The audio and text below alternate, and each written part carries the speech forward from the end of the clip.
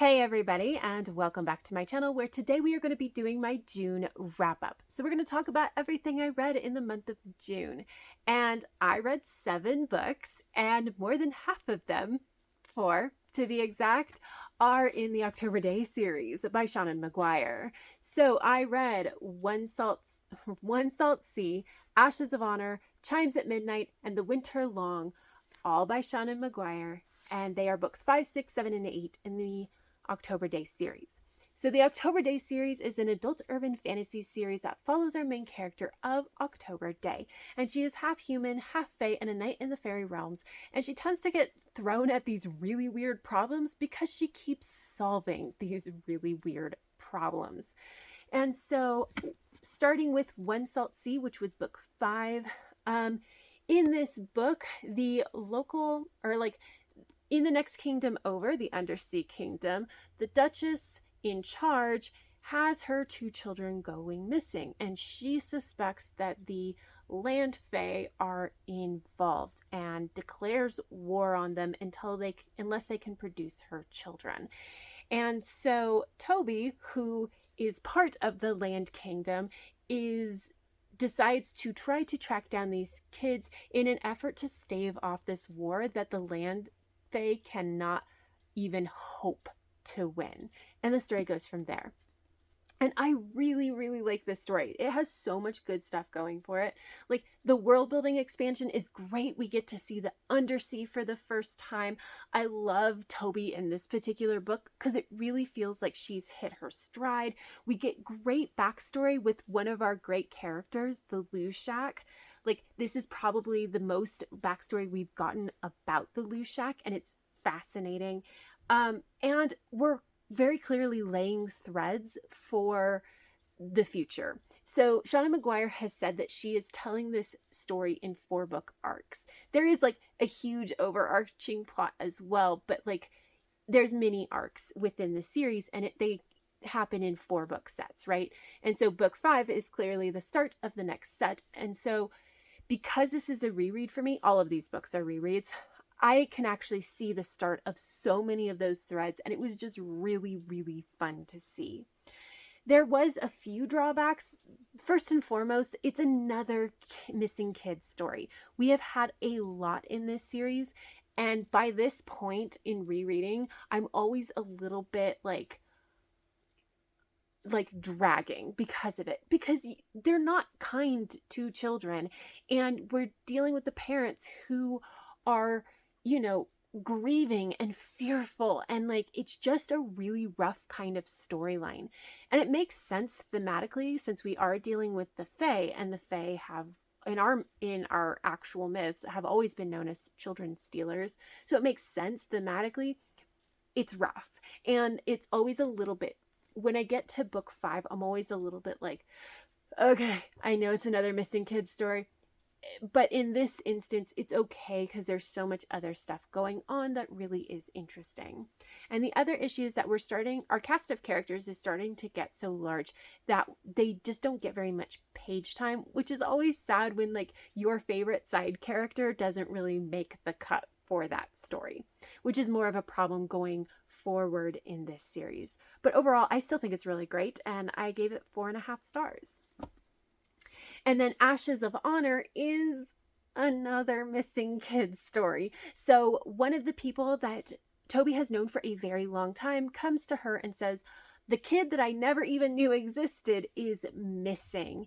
And it gets more complicated than that, because this kid does not have control of her magic, and her magic, if she doesn't get it under control, could actually collapse the very existence of the fairy realms. And so Toby is racing the clock to find her and help her get her magic under control. And this one is rough. Again, like, this is still a very solid book. It's still very good, but it's just one of my least favorites in the series, in part because it's rough. It's a missing kids story after the previous book, which was also a missing kids story. And by this point in the series, I'm always burnt out on missing kids. Like, It's so hard to deal with the parents and the kids who are, again, usually being used and abused, and it's rough. Um, and in also, we have a return of depressed Toby, and it's very understandable why she's so upset. She's grieving, but it's still just a little rough being with her. On the plus side, in this, again, we get more world building. We get a look at some of what was going on in the deeper fairy realms and some of the history with that. We have some relationship payoffs, like multiple relationships. So Toby has like been building relationships with various people, and in this book we have a huge step with multiple relationships, and it's just so good to see. And the other thing, again, because this is a reread, this is a really interesting book because this series in general is very, very good about actions have consequences, and sometimes they're unintended consequences. Now, a lot of series try to do this, and they frequently end up with some very surface level consequences, but this series actually does really good with surface level and deeper and like long ranging kind of consequences. And it's really interesting to read this book and see some of the short term consequences come about in the book, but know that there's some other things that are going to happen because of the actions that were taken in this book. It's just really, really interesting. So, I mean, there's some really good stuff in this one. Again, it's a very solid book, but this is one that's a little bit harder to get through just based off of like what we're dealing with Toby and the missing kid. So I ended up giving this one 4.25 stars. And then we have Chimes at Midnight. And so this is book 7. And in this one, Toby has decided that she's going to tackle the goblin fruit problem. So goblin fruit is just that. It's a fruit, but it is from the Fey realms, and it's a narcotic. If you're pure-blooded, it just gives you really sweet dreams. And if you have even a drop of human blood, then you become instantly addicted and are like craving this fruit until the day you die, which is much hastened by this addiction. And so Toby decides that she is going to take on this problem and try to get it out of the kingdom once and for all. And that plan goes awry almost immediately. The story goes from there. And I really, really like this book as well. I think this set of 4 books actually might be some of my favorites because they're just so good. Again, we get more world building. In this, we take a look at the libraries, which are fascinating. We get so much set up in this book for the next one that we don't even know is set up unless you're rereading it like I am. So like once you read the book 8, it becomes clear just how much was set up in book 7. And it's just absolutely fascinating to go back and read book 7. And like, there's so many good reveals, and I gotta be honest, it's really nice to have a break from the missing children stories. I think the most annoying thing about this book, the thing that I struggle with the most, is that Toby ends up having this really big problem, and it's very like people can tell something's wrong with her, and so they ask what's up, and she gives the most useless answer ever, and they're like, what? And then she elaborates in the most useless way possible. And so they don't understand what's going on. And it's just so frustrating every time she has this exchange. And I do understand why she's doing it, because it's a really big problem that she may not actually be able to fix. And at the same time, it's still really annoying to read it so often. So I think that if that one thing wasn't there, I would probably just like fully love this book, but it always kind of annoys me, and I can't quite fully get invested. Like, it's still so good. I gave this 4.5 stars. It's a really good book. I just get so annoyed at Toby. And then lastly, we have The Winter Long, which is actually incredibly hard to sum up without spoilers, so I will just read the back. And it says, Toby thought she understood her own past. She thought she knew the score. She was wrong. It's time to learn the truth. which is actually a very apt description, but like is so vague you couldn't possibly know what it's going to be really about. But this is fantastic. In this one, this is the world building is very interesting because it's actually more about the people and getting the history of the people. History of people around Toby that she thought she knew. She thought she knew a lot of this stuff, and it turns out not so much. We get so many reveals about major players in this world, and like it just ties so much together from this, like books 5 through 8, like that arc. It definitely ties a lot of that stuff in, but it ties in a lot of stuff that we were learning in the first 4 books that we didn't know were going to be important and relevant. And it's just actually amazing how many threads were able to be pulled together. Like it actually takes a lot of skill, and it was pulled off amazingly well. I do think that there's a few like minor issues with like Toby like runs into an old enemy, and her hatred feels a little bit over the top, and there's like this problem that comes up with a different character and how Toby reacts. I'm just like, again, it feels a little over the top, but those are some really minor issues with what is overall a fantastic book. This is a book that gave me a book hangover, even though it's a reread. Like, I think that really sums it up. I ended up giving it 5 stars. And then I finished The Ship of the Dead by Rick Riordan, which is the 3rd book in the Magnus Chase and the Gods of Asgard's trilogy, which is a young adult, maybe middle grade, fantasy trilogy where we're following our main character of Magnus Chase. And in the very first book, Magnus dies and goes to Valhalla, and he has to kind of figure out his place in this Norse afterlife. And the story goes from there. Now, this is the 3rd book in a trilogy, so suffice it to say, Magnus is going after the big bad, trying to stave off Ragnarok, and so he's fighting for his life and the life of everybody on Earth. And the story goes from there. What I will say, actually, I guess I should preface, before I jump into what I will say about this book, you should note that I did not pick this out for myself. Every month, every other month, dependent on the length of the books involved, my older child is allowed to pick out a book for me to read. And I don't get to say no, and I don't get to DNF. And so, this was their pick. And I want to be really clear that, I might have read the first book on my own, but I absolutely would not have continued with the series. I'm not a huge fan of middle grade. I'm not a huge fan of younger young adult. And honestly, even the older young adult stuff, I'm very, very picky at this point. And part of it is because of exactly what happened in this series, where everything was just, each book was so similar to each other. It had similar plot beats. It had similar character development.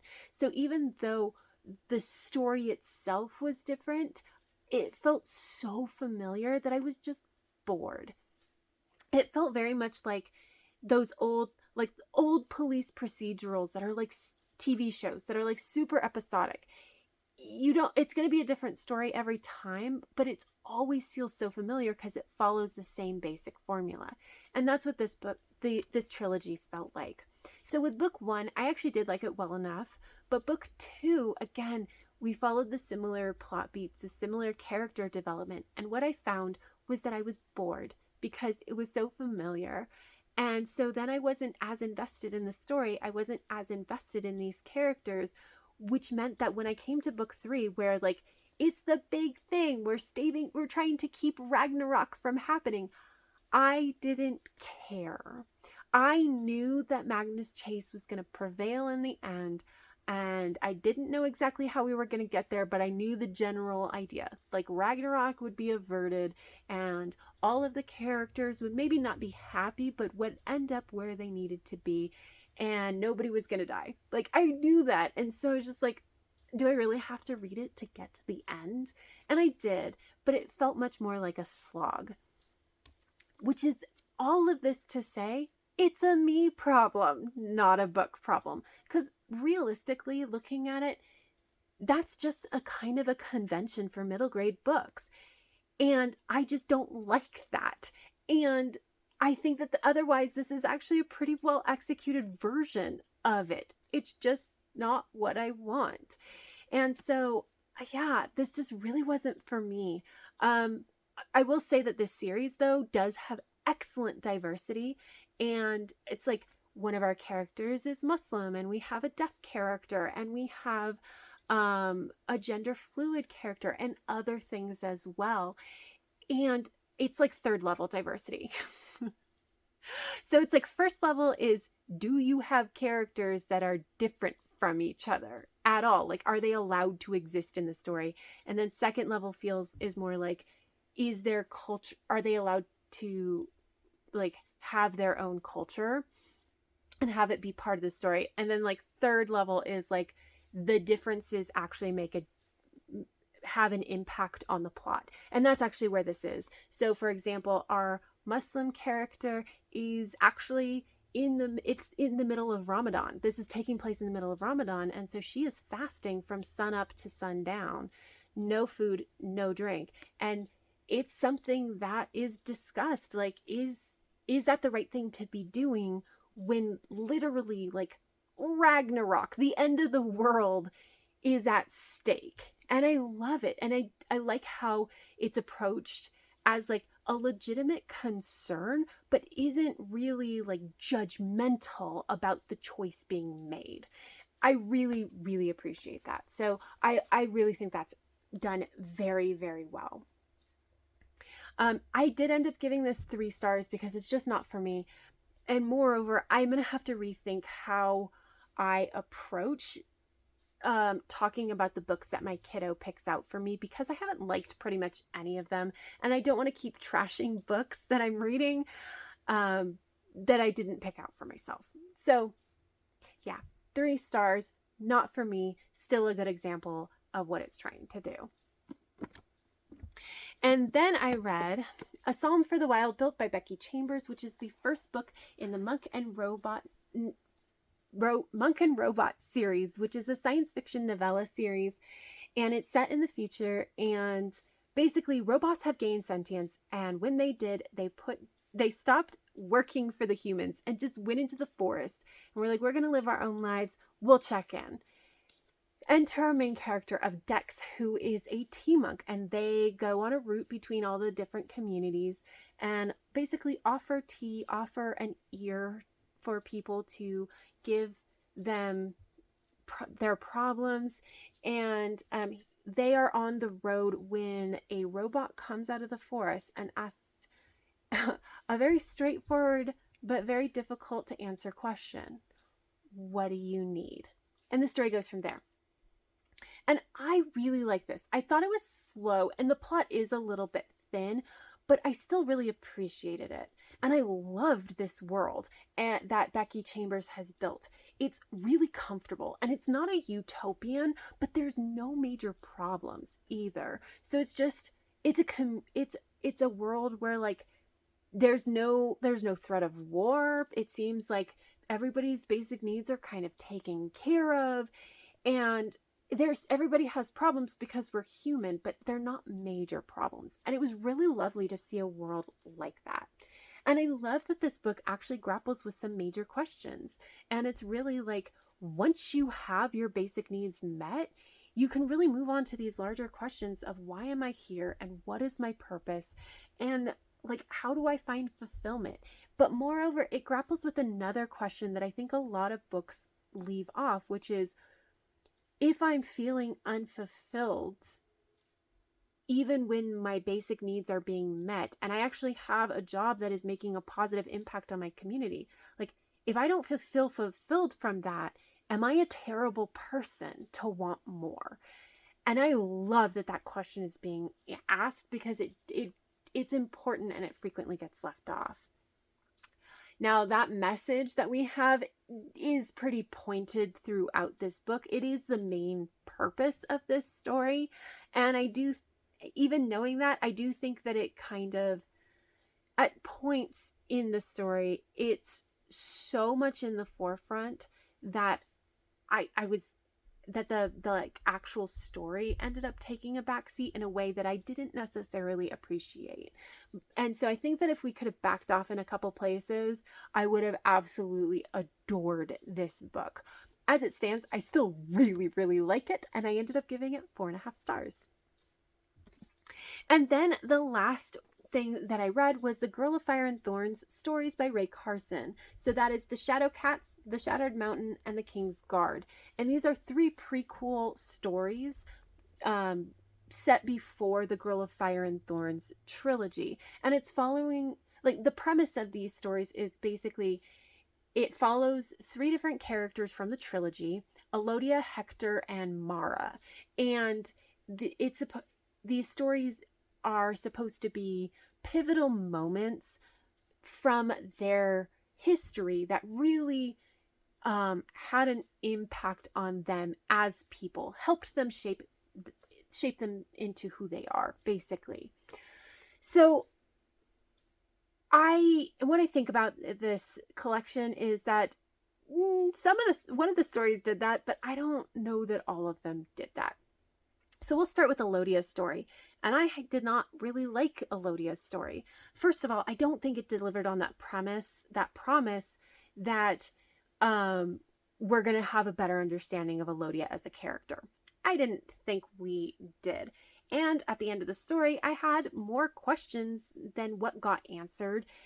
And I just don't think it was that good of a story overall. So it missed for me hard. And that is The Shadow Cats. And then in The King's Guard, that's Hector's story. And this was a pretty good story, but it had a somewhat weak ending. And it was weird because the themes that were running through the story didn't really meld very well with that ending. And then, like, also, I don't really feel like this was a good illustration of Hector. Like, it didn't feel like, oh, this is like a pivotal moment in his past. It was just a moment that I thought was interesting, but doesn't give us huge insight into this character. But it really was a very interesting story, so I still enjoyed it. And then the third story, The Shattered Mountain, is Mara's story. And this was just good. It was very effective writing, and it really helped to illustrate Mara as a character. This was she kind of had this traumatic thing happen. And while I don't think it was necessarily a pivotal moment where she really changed who she was, it was a good example, or it was a good way for us, the audience, to truly get to know who she is deep down. So I think that in that case, it really did deliver on it. So that means all these stories were a little bit of a mixed bag. And I ended up giving this collection overall 3.75 stars. And that is it. That is everything that I read in the month of June. Comment down below if you have any thoughts or feelings about any of the books that I talked about in this video.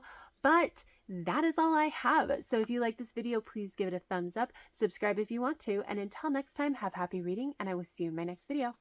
Bye!